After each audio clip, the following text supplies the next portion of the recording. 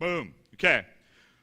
The piece of paper that you have been handed has 10 principles for victorious living. Okay? Now, these are not the only ways that you could possibly have victorious lives, but they are 10 principles that I think will help you. Now, my suggestion to you is I'm left enough space in there that you can take and you can write verses. I don't expect you to copy them all out, but write them down, okay? This could be the beginning of your base plan. And what I want you to do with this is I would love for you to get up in the morning and read this. Read the verses that go with it and realize that Satan is going to try to attack you every day of the rest of your life, okay? He doesn't take weekends off. He doesn't care what the weather's like. He's going to attack you. And he's going to want to drag you down, and he's going to make difficulties come up into your life. But the great part about this is we already know the one that's going to give us victory over every situation, okay? Because there's really a battle that's going on inside of your life right now. When you get up in the morning, you make a decision what you're going to do and how you're going to do it, okay? You decide. You say, well, I got to go to work. No, you don't got to do anything except for get up in the morning. And if you don't get up in the morning, then you know where you're at, so it doesn't make much difference, right? But what I am saying is you make decisions all the time. Everything you do, you make a decision to do it or not to do it, okay? But Satan will fight you on every correct decision that you make. He will put obstacles in your way. He will cause conflicts and difficulties that are going to come for you. But if you've already got a game plan and understand how to have victory over those situations, when an obstacle comes up, you realize what's going to be happening. And if you already know what you're going to be attacked like and how you're going to be attacked, then you know how to have victory over that situation.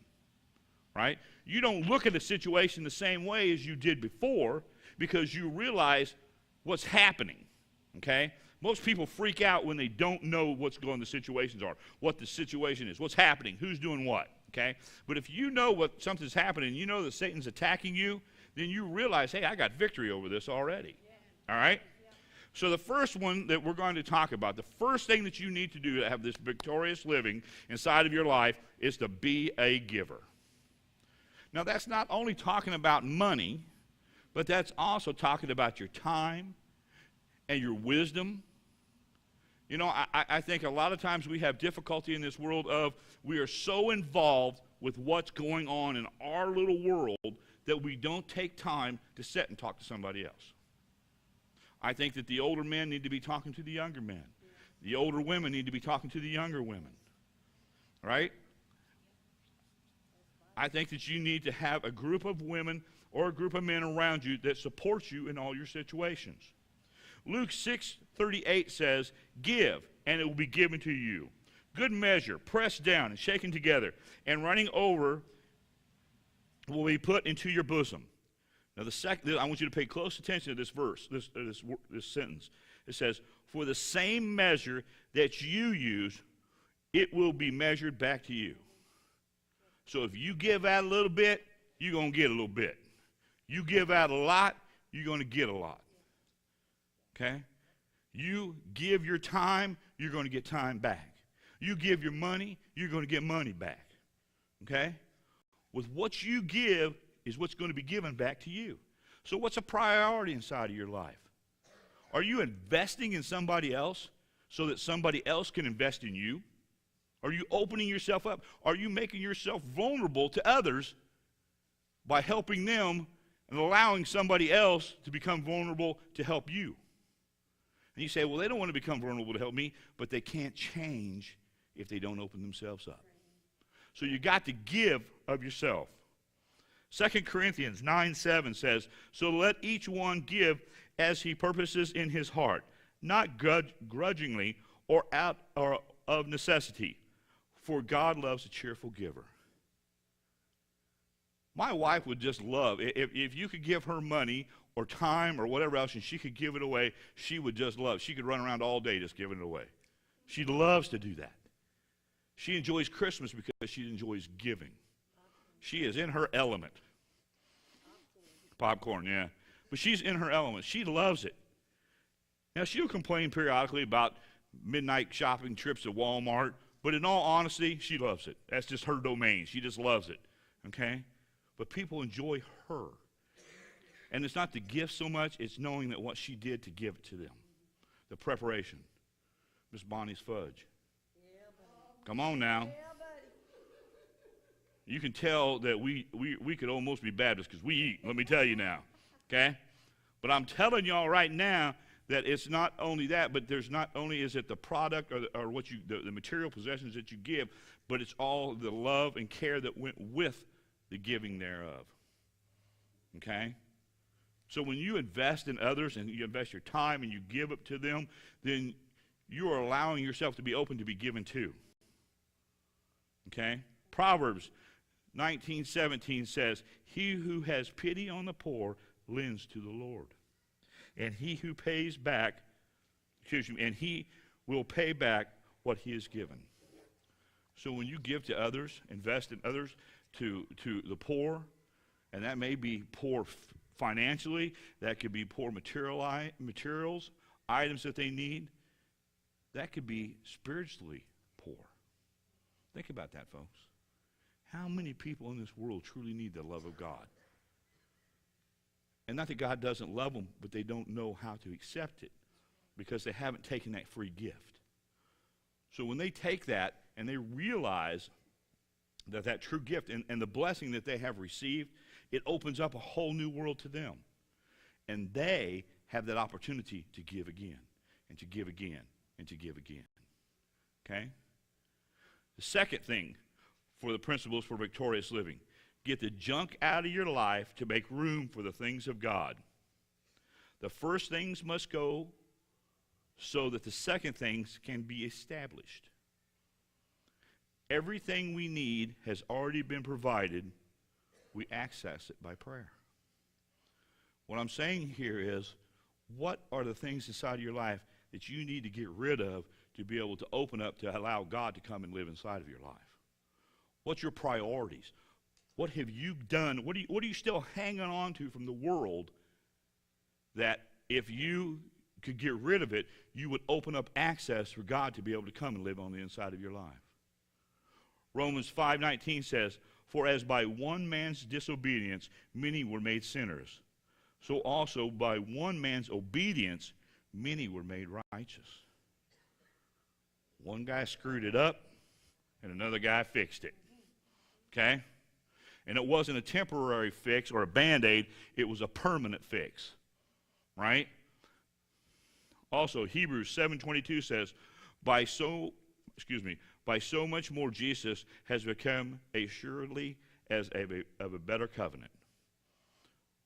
What people had in the past is nothing compared to what they can now have through a relationship through Jesus. 1 Timothy 2:5 says, "For there was one God and one mediator between God and man, that man, Christ Jesus." When you accept Christ, now, so you get a little bit of understanding on this one. A mediator is someone who is even on both parts. He does not, again, he has to be all man and all God. And he's a mediator. He's right down the middle, okay? So he can mediate for all of us. And he is the only one that was ever born that could mediate for you to God. So when you accept Christ and he comes to live on the inside of you, should we not be praising him and getting ready the junk that the world tries to hand out to us, the substitutes that Satan tries to put inside of our lives, instead of fulfilling them with Christ?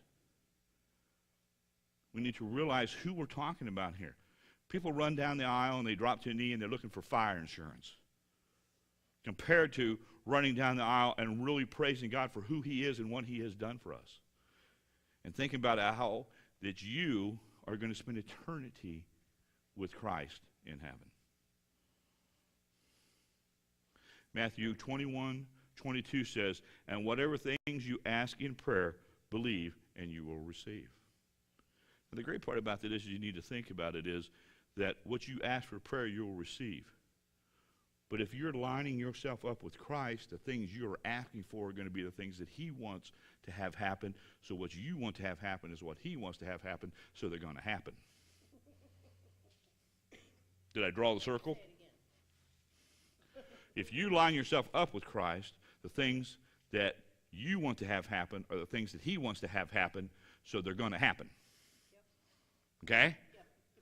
So the priorities, the things you think about, what the decisions you make and how you make your life decisions change according to the priorities that are inside of your life. So when you get rid of the junk that you've got cluttered up with the thoughts in your mind and go to be with and in relationship with Christ and allow him to come in and live on the inside of you, then your priorities change. The things you want to have happen change. Number 3, the creative power of God dwells within you. Use it. Ephesians 4:6, one God and Father of all, who is above all and through all and in you. In you all. So the words you speak, if you speak the word of God, you're speaking with the power of God. Makes your little utterances kind of change, doesn't it? Makes you think about what you say. Acts 10:38, how God anointed Jesus of Nazareth with the Holy Spirit and with power, and went about doing good and healing all those who were oppressed by the devil, for God was with him. The same Jesus that did the healing is the same Jesus that lives on the inside of you. So why are you putting him on the back burner and allowing what you think ought to have happened and what you ought to say happen compared to what he is putting inside of your life and the decisions that you need to be making or the relationship with him? You make those decisions. And the words you speak have power compared to utterances. Hebrews 11:3. By faith we understand that the worlds were framed by the word of God, so that the things which are seen were not made of the things which are visible. So in other words, God spoke it into being, but he spoke it. It had to happen because his words never returned void. He didn't take something and make something. He took his word and made something. So that says the word that's on the inside of you can make something even though it doesn't have anything to make it with.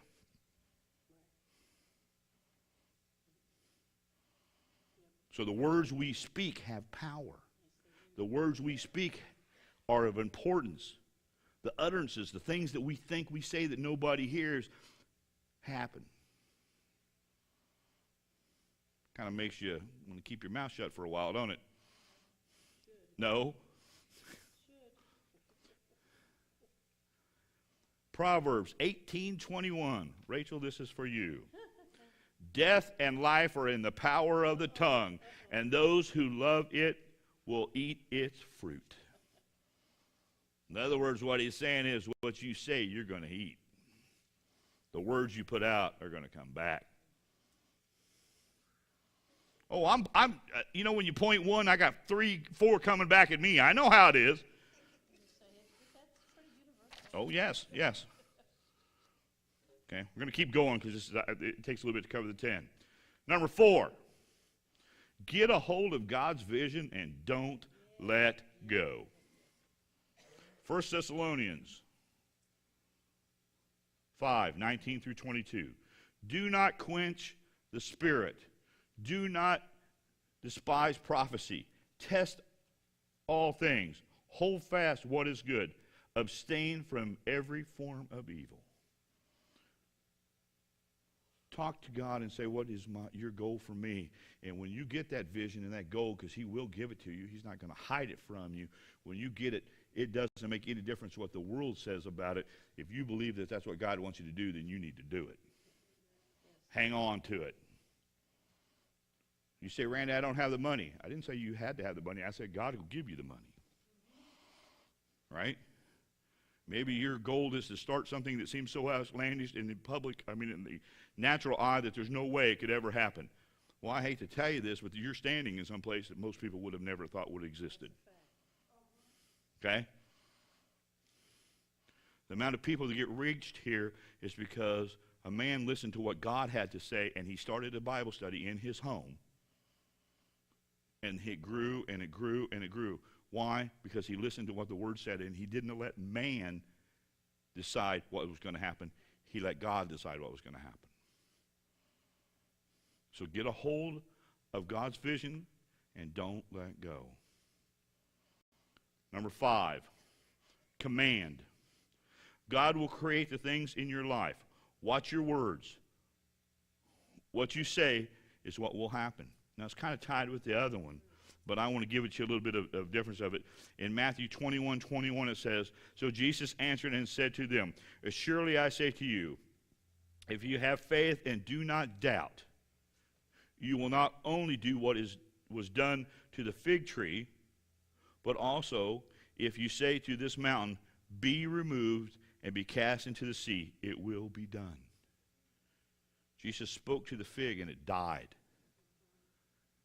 So he's not only saying that you can do that, but you can do greater things than that. And I truly believe if the Bible says that you can move a mountain with your words, I believe you can do it. I think we look into things and we have built-in failures inside of our lives.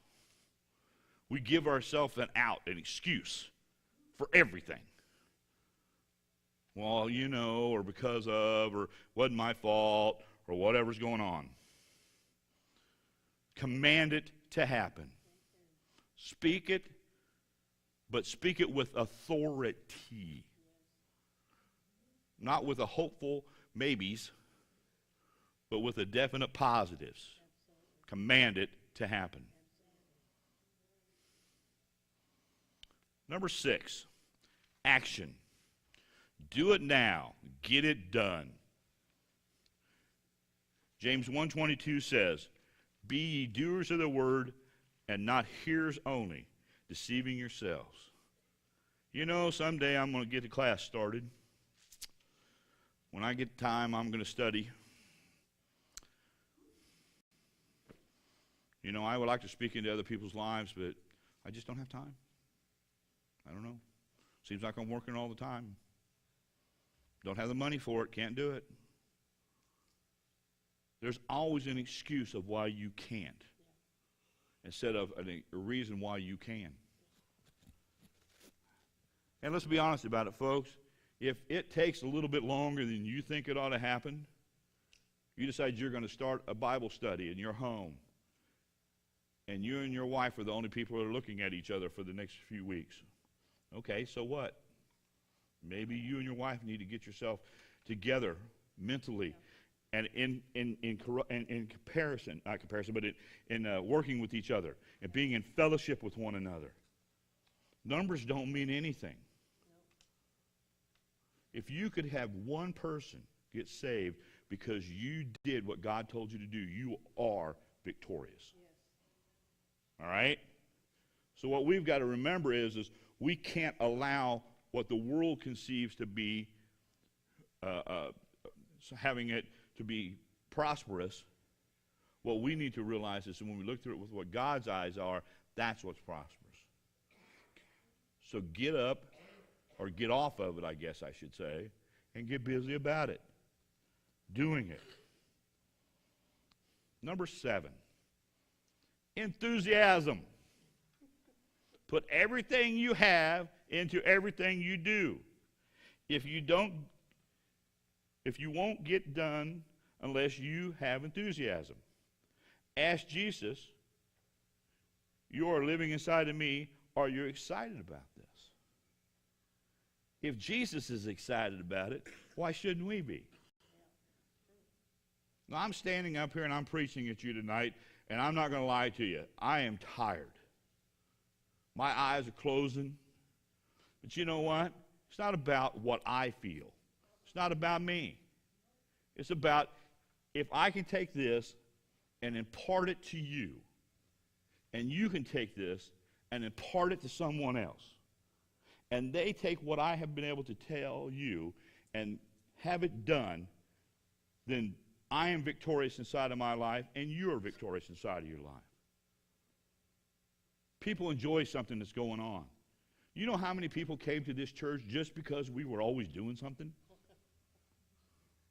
People were curious. We had people stop by just to see what was going on because there's always something going on. But if you came to church and went, man, is he ever going to get done? Well, okay. I guess we'll go out and witness to people this afternoon. Okay? No, we can take the bus. It'll be all right. Hey, come on, be honest with me, folks. Sometimes making the mistake is half of the fun because you're involved in making it. You don't have to be right all the time. But if you're enthusiastically wrong, you're still having a good time. Have you ever just totally screwed it up? I mean, just was stupid. But you were enthusiastic about being stupid. I see a lot of smiling faces out here because every one of you have gone, oh crap, he's heard about me. But I will tell you that enthusiasm will keep you rolling. It will keep the energy going, and it will keep the people that are with you interested in it because you're enthusiastic about it. Mark 12:30-31. And you shall love the Lord your God with all your heart and with all your soul and with all your mind and with all your strength. This is the first commandment. And the second commandment, like it, I've got to change pages, is this. You shall love your neighbor as yourself. There is no other commandment greater than this. Love people exactly where they are, exactly how they are, but love them with enthusiasm. Sometimes it's easier to be silly and have a good time about it. People enjoy it, they remember it, and you're enthusiastic about it, and they remember your conversations and the things you've spoken to them. Why? Because when you have enthusiasm, you're excited about what you're talking about. You're happy to be able to impart to them. 1 Timothy 1:17 says, now the King eternal, immoral, invisible, to God, who alone is wise, be honor and glory forever and ever. Amen. Be honor and glory. Praise the one who gave to you. But do it with enthusiasm. Number 8, faith. We need a strong personal faith. Because there's going to be a time when you can't reach somebody else for help. There's going to be a time when you can't call somebody and they can't pray for you. You need a relationship on your own. You need to realize that Jesus is there not through somebody else, but directly in relationship with you. And he's waiting for you to call and talk to him. And you need to be to the point where when you pray, you hear his voice and you know it.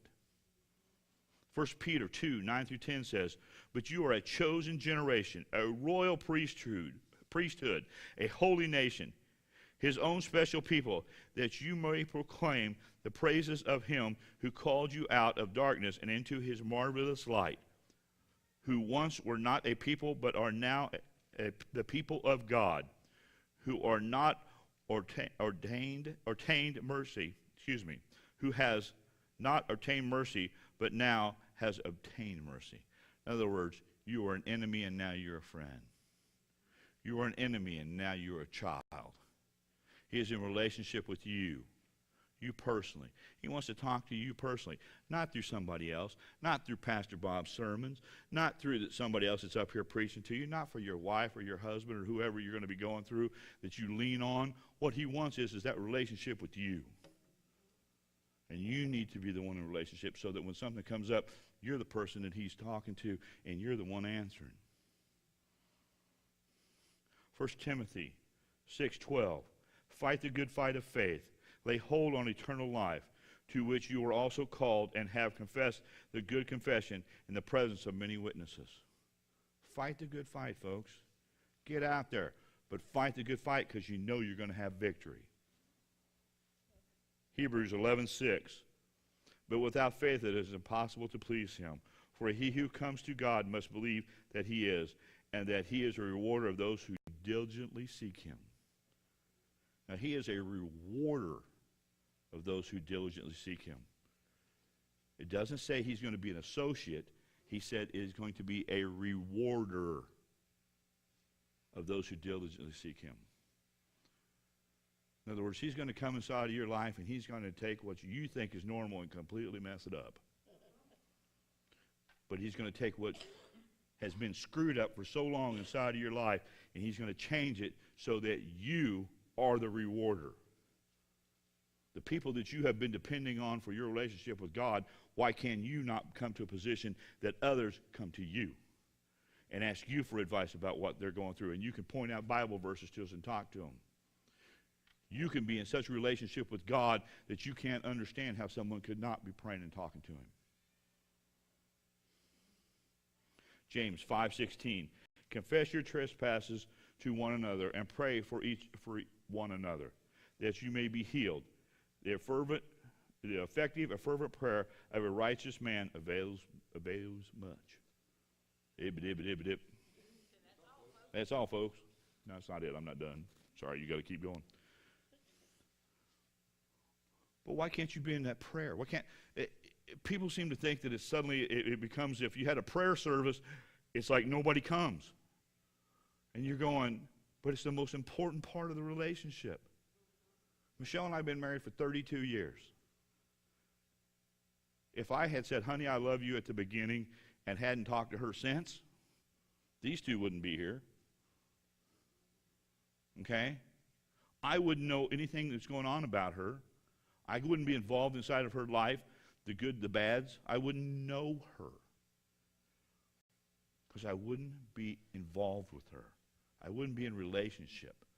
I wouldn't be intimate with her. And intimate doesn't always have to be physical. Intimate can be emotional. Intimate can be just sitting there sometimes watching TV, holding hands and not saying a thing. But I am in relationship with her. But it takes being in fellowship to be in a relationship.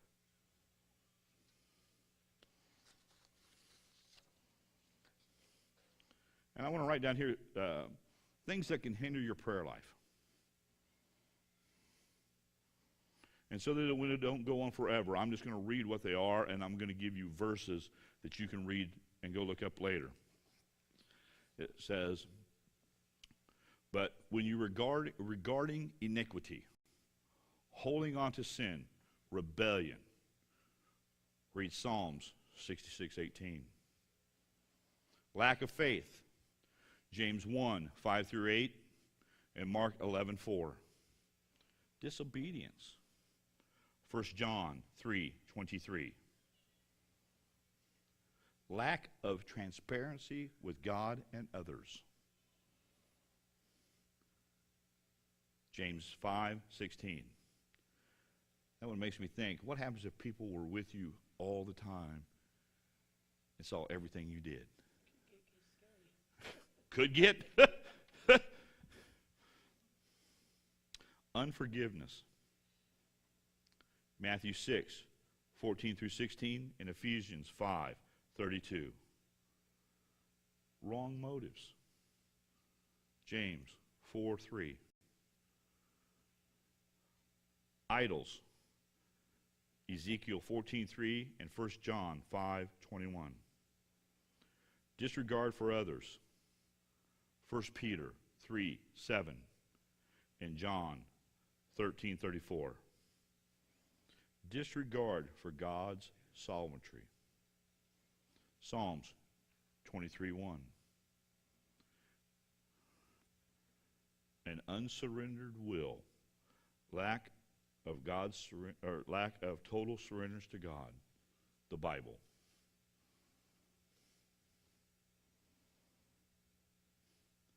See, folks, when we look at this stuff, and I go through all this list, and you write them down, And I've got all these notes. If you didn't get them all, I'll give them to you afterwards. But all these things that get involved, we get in the way of our relationship with God. We don't seem to realize that how much importance we need to put upon that one-on-one fellowship, that one-on-one relationship. When we have that, we have victory inside of our lives.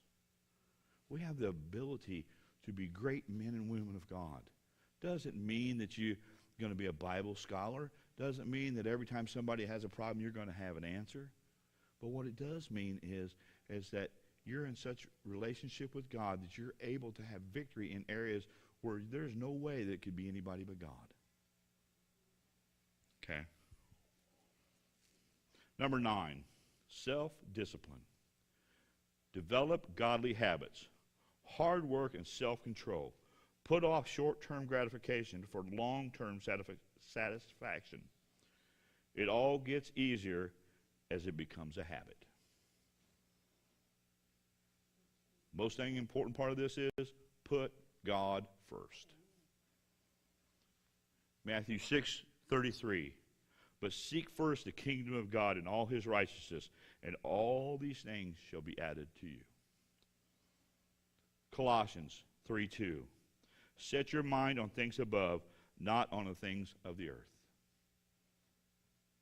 2 Corinthians 5:15. And he died for all, that those who live should live no longer for themselves, but for him who died for them and rose again. And probably one of my favorite verses inside of the whole Bible, Galatians 2:20. I have been crucified with Christ, and it is no longer I who live, but Christ lives in me. And the life which I now live in the flesh, I live by faith in the Son of God, who loved me and gave himself for me. See, folks, we need to realize we are in control of our thoughts. As I said earlier, you make a decision every day. Everything you do, you make a decision. You need to decide to have victory. You need to decide what God wants you to do. And how do you do that? By being in fellowship. By asking. Has anybody ever said, well, if you'd have just asked me? I think sometimes God goes, well, you just asked me. I'm going to tell you. I'm not going to hinder you. I'm not going to scold you. I'm not going to snap there and slap your hand. I want to give you the answer.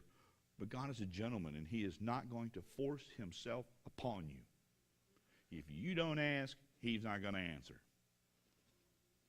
2 Corinthians 10:3-5. For though we walk in the flesh, we do not war according to the flesh.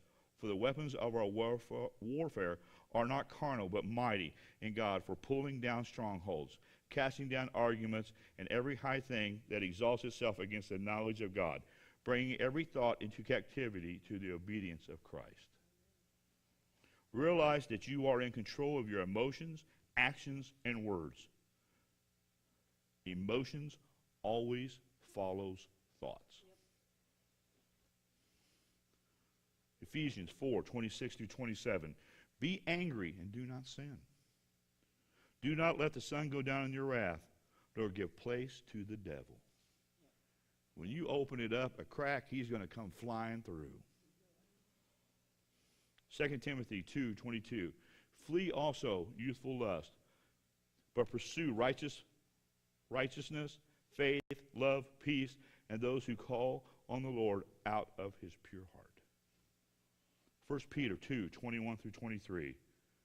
For to you who were called, because Christ also suffered for us, leaving us an example that we should follow his steps, who committed no sin, nor was deceitful found in his mouth, who, when he was reviled, did not revile in return.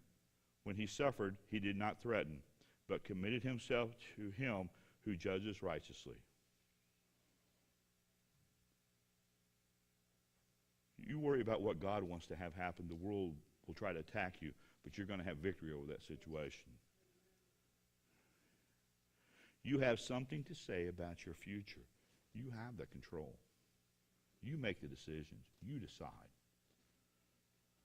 John 3:16 through 18 says, "For God so loved the world that he gave his only begotten Son, that whoever believeth in him should not perish, but have everlasting life. For God did not send his Son into the world to condemn the world, but that the world through him might be saved. He who believes in him is not condemned, but he who does not believe is condemned already, because he has not believed in the name of the only begotten Son of God." I encourage you, develop your prayer life. Work at it diligently.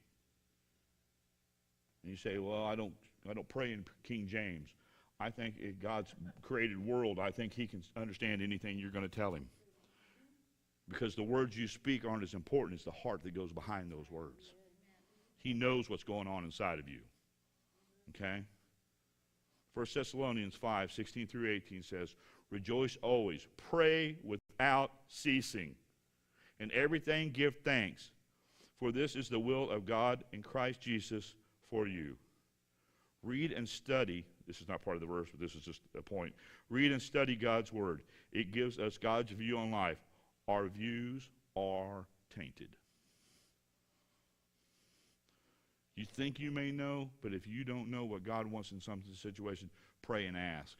Because what you think may not be what the norm is, but if that's what God wants you to do something different, maybe you should.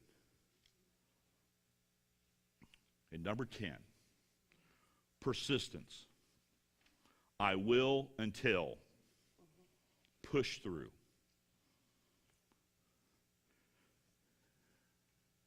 These are just some points that I was thinking about. It's the day-to-day grind of life can sometimes seem very difficult. The major events can be tough, but the little things or things that you can't control can sometimes seem just as bad. Sometimes it's worse.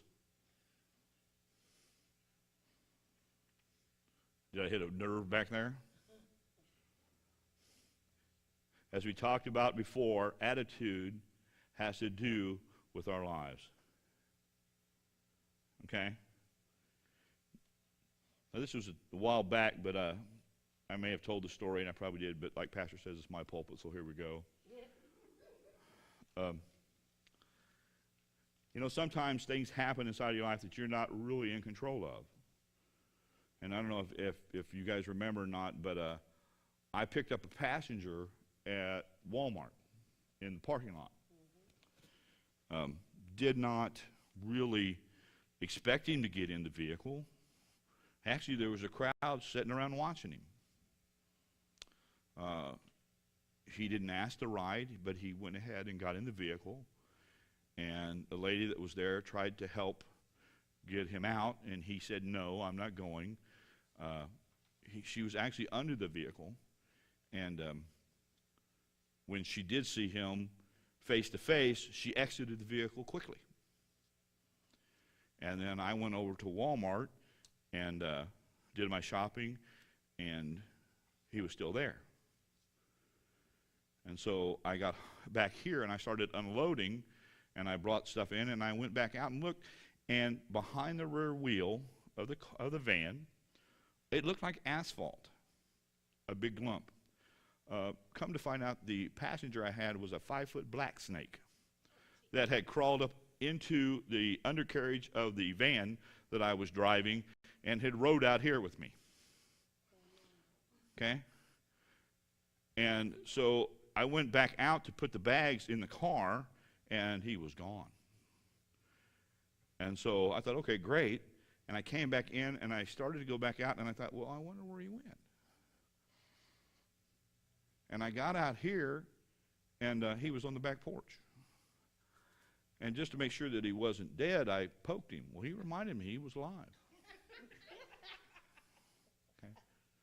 Now, I tell you that story to say that he was persistent in getting out of Sam's Club's parking lot. Now, it was not a traditional, what you would think of a way to leave Sam's Club's parking lot. He had to hitch a ride in a van that he didn't really know where it was going. And if anybody's curious, I have a picture of him when he's stretched out here on the back porch. He did about 6 or 8 of the blocks that are out here beside it. But when he got in that vehicle, if you really think about it, it's kind of a joke. It kind of lightens it up a little bit. But you know, sometimes I think we're kind of the same way. Where we shouldn't be, we are. And sometimes God will give us a way to get out of the situation where we shouldn't be that doesn't look like the proper exit, but in all honesty, it's the best thing that could have possibly happened for us. And then when we get to where we're going, it looks like paradise because of the greenery, and you're not in the city anymore, and you're out in the country where a black snake should go. Okay? And I want to tell you all, God did not say, Randy, go give this snake a ride. Okay? But my job, I realized that was when I poked him out here and he reminded me that he was alive, I left him alone.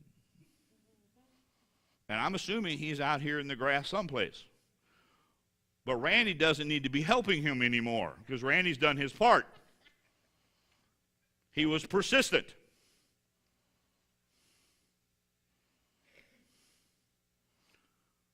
But I also want you to think about it too I was persistent for the simple fact of even though I knew I had a snake in the undercarriage of the vehicle, and I told one lady about it, she said, I'd have burned it where it sat.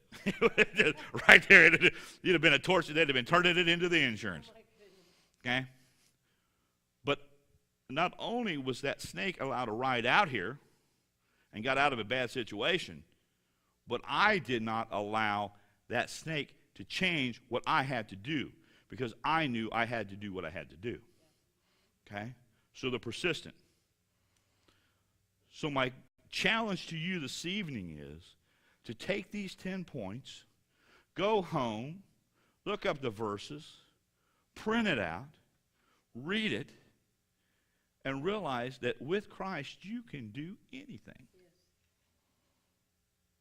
And read these 10 points. And if you get into an area that you're having difficulty in, read those verses again. Challenge yourself. Allow yourself to have victory in areas that you didn't think you could. You don't have to be a Bible scholar. You don't have to be super Christian. But what you have to be is a follower of Christ and allow him to work inside of your life. And when you do that, you will have victory. So I want to thank you all for coming this evening. And like I said, I've got my notes up here, and if you want to, any verses you didn't get or anything else, or if I talked a little too fast, I apologize, but take it. But I challenge you again to apply this to your life. But the most important part of it is developing the relationship with Christ through reading his word, through being in prayer, being in fellowship. And when you do those three things, you will have victory inside of your life. Now, I'll be up here for a few minutes if anyone would like prayer about anything. I don't have the answers, but I know the one that does. And the altars will be open. We also have the offering plates up here. And as Pastor jokes, anything over $10,000, I will write you a receipt now. I can sign it. I've got the authority to. But again, I want to thank you all. So let's go ahead and stand up, and I would like to bless you all. Closing prayer.